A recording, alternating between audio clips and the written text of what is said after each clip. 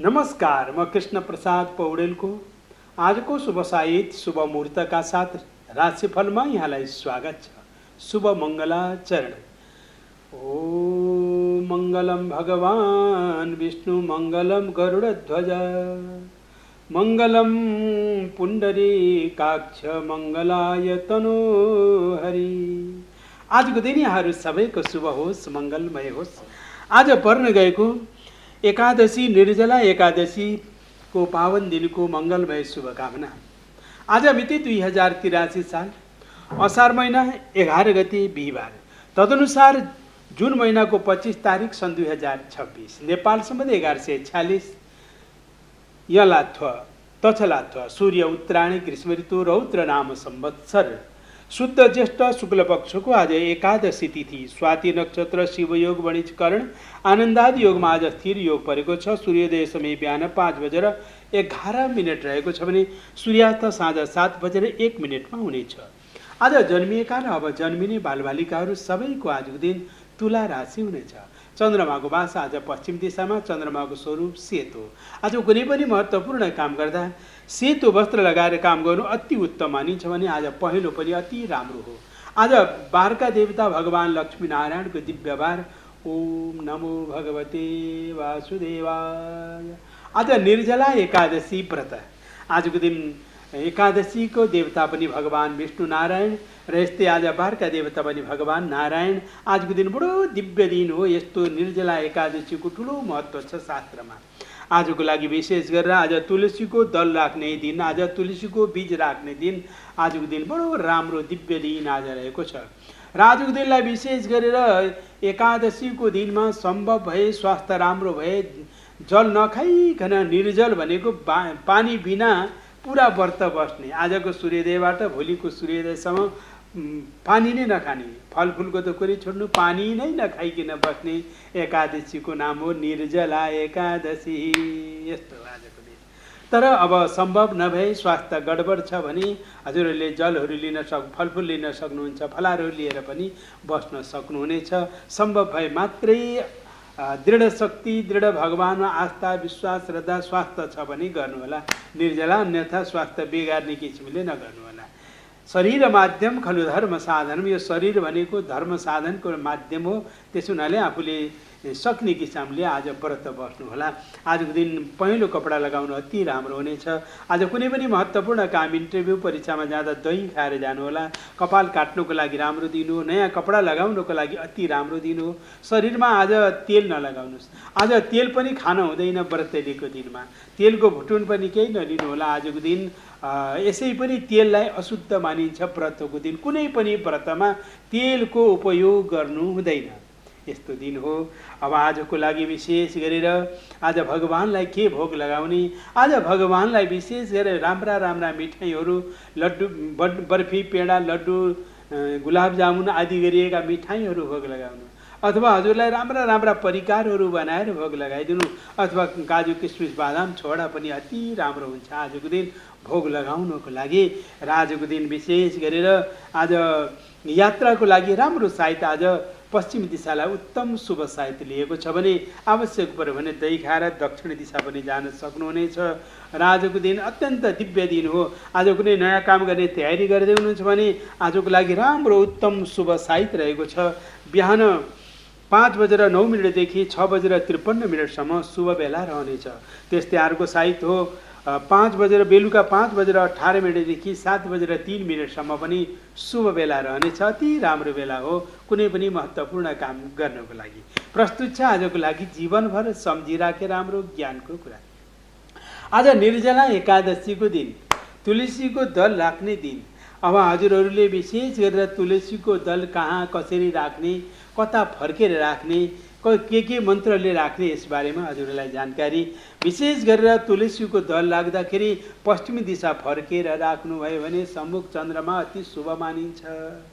रेती मात्रै होइन, नुहाई धुवाई गर्ने, शुद्ध हुने, बिहान भगवानका नित्य पूजाहरू गर्ने, गरिसकेपछि त्यसपछि अन्त शुद्ध एउटा माटोको एउटा कुनै माटो, राम्रो शुद्ध माटो राख्नु। माटोमा अलिअलि अब गोबरहरू, मलहरू केही राख्नु जो कि तुलसीलाई राम्रो आओस् भनेर त्यसपछि माटो फर्र बनाउनु अनि तुलसीको बीजलाई ल्याएर भगवानको नाम संकीर्तन गर्दै गर्दै श्री कृष्ण गोविन्द हरि मुरारे हे नाथ नारायण वासुदेव।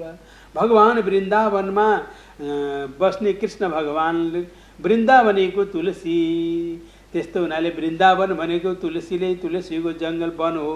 त्यस हुनाले हामीले पनि तुलसी लगाउने। अब तुलसी लगाउनको लागि तुलसीको मठमा मात्रै होइन, हाम्रो परम्परामा तुलसीमा पूजा गर्नको लागि मर्यादा राख्नको लागि बडो राम्रो हुन्छ। तर अरूतिर पनि लगाउन सकिन्छ, चारैतिर घरको वरिपरि लगाउनु पनि सकिन्छ, जसले हाम्रो घर पनि वृन्दावन हुन सक्दछ। यदि केही सामग्री छ टोक्नु अथवा केही राम्रा चिजहरू छन्, माटाका मकलहरू छन् भने, टपरी छन् भने त्यसमा राख्नु, नभए जमिनमै शुद्ध बनाएर बिउ छर्न सक्नुहुनेछ। र यो बिउ छरिसकेपछि हल्का माटोले पुरिदिनु होला, जसले गर्दाखेरि छिटो बिउ उम्रिन्छ। र यसरी आषाढ शुक्ल पक्षकी हरिशयन एकादशीको दिनमा यिनलाई विशेष गरेर तुलसीको मठमा लगाउने अथवा अरूतिर पनि लगाएर फेरि विशेष पूजाको विधान रहन गएको छ। र आजको दिन भगवान लक्ष्मीनारायणको स्मरण गर्दै, माता लक्ष्मीलाई स्मरण गर्दै, तुलसीमा लक्ष्मीको वास हुन्छ। यसरी लक्ष्मीको स्वरूप मानेर तुलसी मातालाई आज बिउ छर्ने दल भनिन्छ, बिउलाई मन्जरी भनिन्छ, सुकेका मन्जरी भनिन्छ, यिनलाई लगाउने र भगवानको नाम अलिअलि जल छर्किदिने। माटोले हल्का पुरियोस्, अलिअलि जल छर्किएर छोडियो भने छिटो उम्रिन्छन्। र यसरी उम्रिएका तुलसीमा भगवानको साक्षात कृष्ण भगवानको वास हुन्छ, वृन्दावन हुन्छ। हाम्रो घर नै वृन्दावन बन्दछ। प्रस्तुत छ आजको लागि मेष साथी 12 राशिको राशिफल। मेष राशि, मेष राशि हुने हजुरहरू सबैको दिन अत्यन्त उज्जवल दिन हो। राम्रा काम बन्नेछन्, सफलता मिल्दै जाला, पठन पाठन भाग्य माया प्रेम जीवन आजको दिन अति राम्रो शुभ रहने देखिएको छ। वृष राशि, तपाईको दिन पनि आज उज्जवल दिन हो। महत्त्वपूर्ण कामहरू बन्नेछन् भने आजको दिन पारिवारिक जीवनमा खुसियाली छाउला। भाग्योदयपूर्ण दिन हो। समग्र दिन यहाँको लागि अनुकूल रहनेछ। मिथुन राशि, मिथुन राशिको लागि आजका दैनिक ग्रह गोचरलाई निहालेर हेर्दा सामान्य रूपमा आजको दिन यहाँको देखिएको छ। तपाईको मेहनत परिश्रम लगनशीलताले नै तपाईलाई कार्यसिद्धि दिलाउने दैनिक ग्रह स्थिति देखिएको छ। कर्कट राशि, कर्कट राशि हुने हजुरहरू सबैको दिन आजका लागि पनि ग्रह गोचरलाई निहालेर हेर्दा आज त्यति भरपर्दो होइन। ध्यान दिएर काम गर्नुहोला। राम्रो गर्दा गर्दै पनि अब्जस आउने खालको समय छ। सतर्क भएर काम गर्नु राम्रो हुनेछ। सिंह राशि, सिंह राशिको लागि अति उज्जवल दिन हो। आकस्मिक रूपमा केही न केही राम्रो तरक्की उन्नति लाभ मिल्ने, भाग्यले साथ दिने, सोचे आँटेका काम पुरा हुने शुभ दिन यहाँको देखिएको छ। कन्या राशि, कन्या राशि हुने हजुरहरू सबैको दिन आजको लागि मङ्गलमय शुभ दिन यहाँको देखिएको छ। मनमा चिताएका काम पुग्ने, भाग्यले साथ दिने शुभ दिन यहाँको रहनेछ। तुला राशि, तुला राशिको लागि आजको दिन अत्यन्त उज्जवल दिन हो। आफूले आफैलाई आनन्द आउने दिन छ। आफूले गरेको कामबाट आफैलाई सन्तुष्टि मिल्नेछ भने घर परिवार आफन्त इष्टमित्रको सद्भाव बढ्ने राम्रो दिन यहाँको रहेको छ। वृश्चिक राशि, तपाईको लागि पनि आजको दिन अलिकति अलमल होला, काममा विलम्ब होला भने जस्तो नहोला र पनि सावधानी भएर काम गर्दा राम्रो हुने दिन देखिएको छ।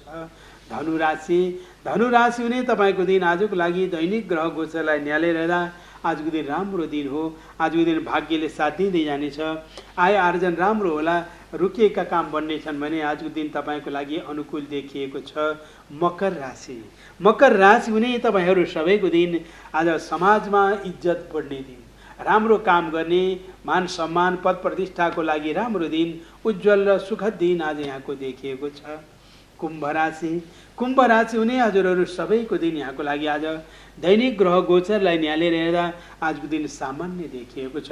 धेरै जसो काम राम्रो हुने, तर कुनै कुनै काममा भने अलिकति अडचन बाधाको योग पनि छ। सावधानीपूर्वक काम गर्नु राम्रो हुनेछ। मीन राशि, मीन राशि हुने तपाईँको लागि भने आजको दिन अलिकति अप्ठ्यारा ग्रहहरू छन्। तपाईँले राम्रै गर्न खोज्दा पनि भने जस्तो नहुने, काममा विलम्ब अडचन बाधाको योग छ। स्वास्थ्यमा ध्यान दिएर काम गर्नु राम्रो हुनेछ। अवस्था यहाँहरू सबैको दिन शुभ होस्, मङ्गलमय होस्। आज माता तुलसीले सदैव यहाँको घरमा माता तुलसीको कृपा रहोस्, भगवान नारायणको कृपा रहोस्। आज निर्जला एकादशीको पावन पर्वको मङ्गलमय शुभकामना। ओम श्री कृष्ण गोविंद हरे मुरारे, हे नाथ नारायण वासुदेव।